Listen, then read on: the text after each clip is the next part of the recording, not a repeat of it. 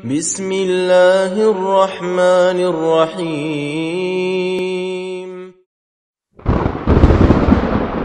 Ya, ini kitab merupakan awal syarah kitab tauhid, ya, itu Taisir Azizul Hamid, karya dari cucu beliau. Sebab ini katakan, ya, Syekh Sulaiman, ya, Syekh Sulaiman ibnu Syekh Abdullah bapaknya, anak daripada Syekh Muhammad bin Abdul Wahab rahimallahu taala. Bagaimana? Kemudian dalam mukadimahnya yang baik, setelah Syekhuna Usama Ataya membuka kitab ini dengan khutbatul hajah, kemudian kata beliau, fa inna Allah subhanahu wa ta'ala khalaqal khalqa li ibadati wa ta'ati wa tauhidi wa ikhlasid din lahu fa arsala rusulahu bil basyirin wa mundhirin wa mubayyinina lituruqil musilati lil mardatihi wa lituruqil muqi'ati fi ghadabihi wa iqabihi wa kana madaru da'watir rusul, ya, alaihi salatu wassalam, lubuha ikhlasul ibadah lillah wa ifradu bil ibadah wa ta'ah wa nahya 'anil syirki wa tahdhiru minhu. Lihat di Android kalian, sesungguhnya Allah Subhanahu wa taala telah menciptakan makhluk ini untuk beribadah kepadanya dan mentaatinya dan mentauhidkannya. Mentauhidkannya adalah ibadatuhu, ya'buduhu. Tauhid adalah ibadah, ingat. Ya, sering saya ulang pada kalian, at-tauhid, ya, huwal ibadah. Al-ibadah ya tauhid. Tauhid itu adalah merupakan apa? Ibadah. Ya, dan ibadah itulah tauhid. Benar katakan tauhid. Ya. Dan kemudian wa ikhlasuddin lahu, dan mengikhlaskan mengikhlaskan ibadah. Amalan. Wa ikhlasuddin ikhlasul amal di sini. Ya. Ikhlasul amal, ikhlasul ibadah, ikhlasuddin bagi Allah Azza wa Jalla. Fa arsala rusuluhu basyirin. Allah Subhanahu wa taala mengutus para rasulnya sebagai mubasyirin wa mundhirin, beri kabar gembira dan bertakut, wa mubayyinina lituruqil musilah limaradatihi, dan kemudian para rasul juga diutus oleh Allah Azza wa Jalla untuk menjelaskan dan menjabarkan jalan-jalan yang akan menyampaikan umat ini kepada keridhaan Allah Azza wa Jalla berjandahnya, dan menjelaskan jalan-jalan yang akan menyebabkan dan mengakibatkan datangnya kemurkaan dan kemarahan Allah Azza wa Jalla dan azabnya dan siksaannya. Ya, mubasyirin, beri kabar gembira tentang, ya, thawab, al-ajr, jannah. Wa mundhirin adalah an-nadharah, peringatan daripada nar dan sejan yang mengikuti neraka tersebut. Wa kana madaru da'watir rusul, dan adalah merupakan kita ketahui bahwasanya poros lub intisari di sini baik daripada dakwah para rasul adalah ikhlasul ibadah, mengikhlaskan peribadatan kepada Allah Azza wa Jalla, wa ifradu bil ibadah wa ta'ah, dan mengesahkan Allah di dalam beribadah kepadanya dan mentaatinya, wa nahya 'anil syirik, dan larangan daripada kesyirikan, kemudian wa tahdzira minhu, dan mengingatkan umat sini, melarang umat dan mengingatkan umat, menjauhkan umat daripada kesyirikan. Wa qad qama ar-rusul alaihi wassalatu wassalam bima umiru bihi khairal qiyam. Para rasul alaihi wassalatu wassalam menunaikan tugas yang diembankan oleh Allah Azza wa Jalla kepada mereka dengan sebaik-baiknya. Wa bayyanu tauhid Allah fi rububiyyati wa uluhiyyati wa asma'i wa sifati khair bayan. Dan kemudian para rasul menjelaskan kepada umatnya tentang tauhidul rububiyyah, tauhidul uluhiyyah, tauhid asma' wa sifat dengan sejelas-jelas penjelasan, sebaik-baik penjelasan. Wa kana khatimahum Muhammad sallallahu alaihi wasallam, dan penutup daripada mereka seluruhnya, penutup daripada para anbiya dan rasul seluruhnya adalah Nabi kita Muhammad sallallahu alaihi wasallam. Falaqad auhallahu ilaihi khairu kutubihi, Dan Allah Subhanahu wa taala telah mewahyukan kepada beliau alaihi salatu wassalam kitabnya yang paling terbaik. Di sini baik. Kemudian faqad istamala min awwal ila akhirih. Dan kemudian telah meliputi wahyu tersebut dari awal sampai akhirnya ada tauhid ibadah lillah wahda. Dan Al-Quran di sini baik, meliputi daripada awal surat, awal ayat sampai ke akhir surat dan akhir ayat. Itu adalah bicara tentang tauhid, imma rububiyah, wa imma uluhiyah, wa imma asma wa sifat. Nah, kelepas itu. Oleh karena itu Al-Quran kullu tauhid. Al-Quran seluruhnya adalah masalah tauhid.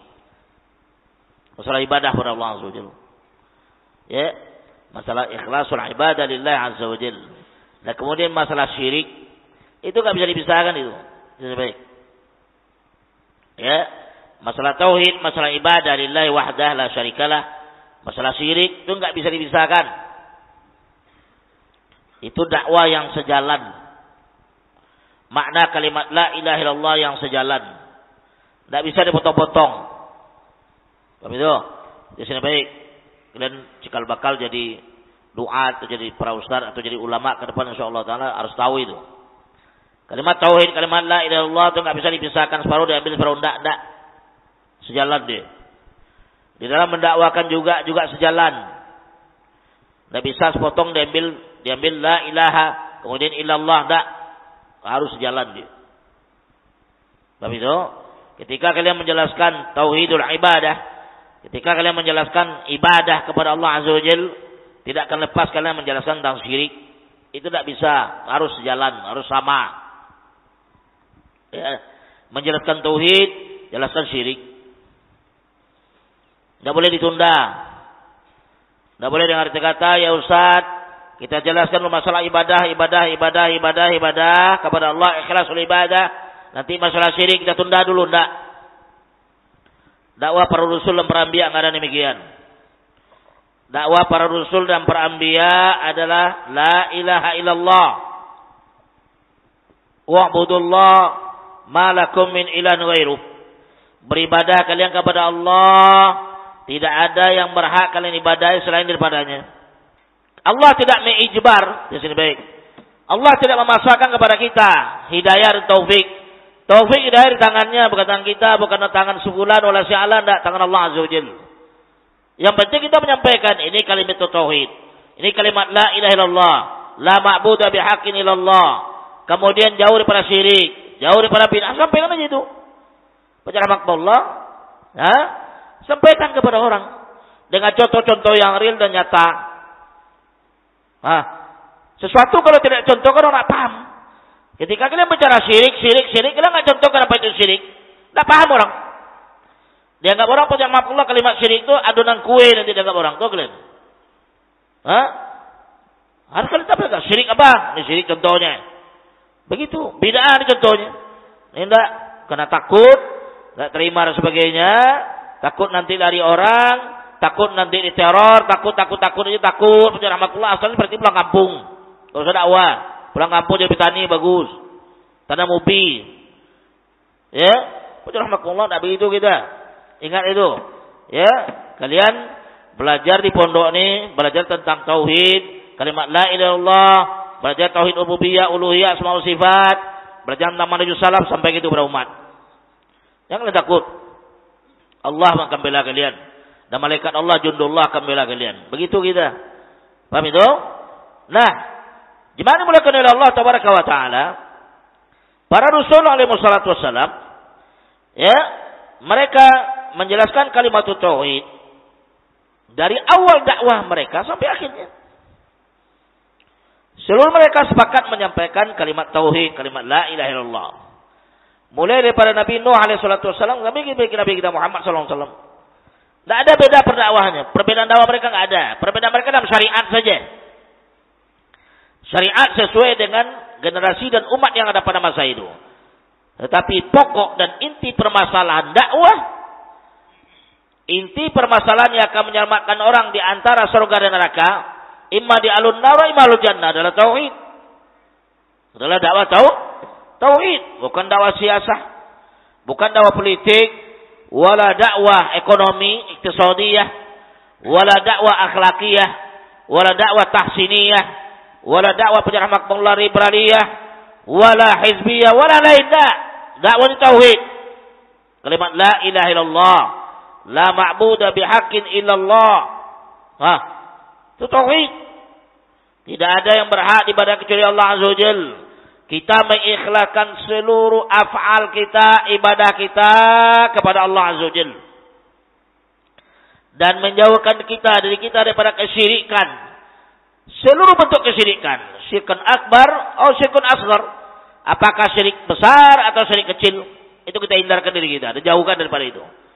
Dan jauhkan daripada bawah daripada syirik tersebut. Bid'ah, khurafat, tahyul, maksiat, tatayur. Seluruh bentuk bawaan syirik. Tinggalkan itu. Murnikan ibadah pada Allah Azza wa Jalla. Itu dakwah para anbiya. Dan itu dakwah disampaikan oleh para sahabat, tabi'in, atba'ut tabi'in, dan aimatul salaf. Sampai dari zaman dulu sampai hari ini. Tidak ada beda. Itu ciri-ciri dakwah salafiyah. Jadi baik. Ciri-ciri dakwah salafiyah dimanapun kalian akan menghadapi, bertemu dengan para duat salafiyin, para ulama salafiyin. Mereka akan menyampaikan tauhid, itu awal dakwah mereka. Karena itu adalah awal dakwah para anbiya dan para rasul. Jadi dakwah tauhid adalah merupakan ciri yang sangat spesifik dan khusus daripada dakwah salafiyah. Berbeda dengan dakwah-dakwah yang lain.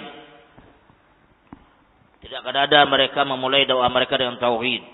Tidak ada. Dan bahkan mereka mulai dakwah mereka dengan dakwah bid'ah. Ya, ilmu kalam, filsafat, mantik, tarekat, sulu-sulu, liberaliyin, ilmaniyin, syu'iyyin, fajur rahmatullah, syiar, rafidah, khawarid, yang memulai tauhidnya dakwah salafiyah. Ingat itu. Tidak akan dapat oleh kita dakwah firqah yang lain dan kelompok yang lain akan memulai dengan tauhid. Tidak ada. Tidak akan ada.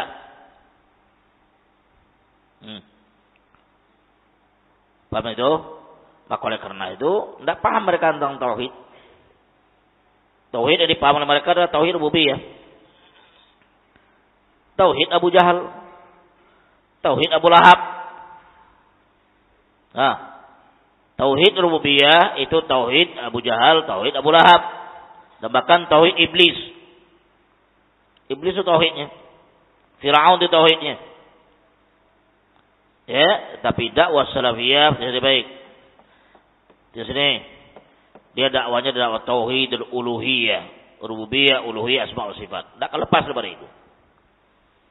Ya, masalah ibadah yang ikhlas kepada Allah Azza wa Jalla. Dan memerangi kesyirikan, memerangi bid'ah. Tapi dakwah lain tak. Mereka bukan memerangi kesyirikan, tapi melanggengkan kesyirikan dan menghidupkan kesyirikan dan membanggakan kesyirikan, dan membela kesyirikan.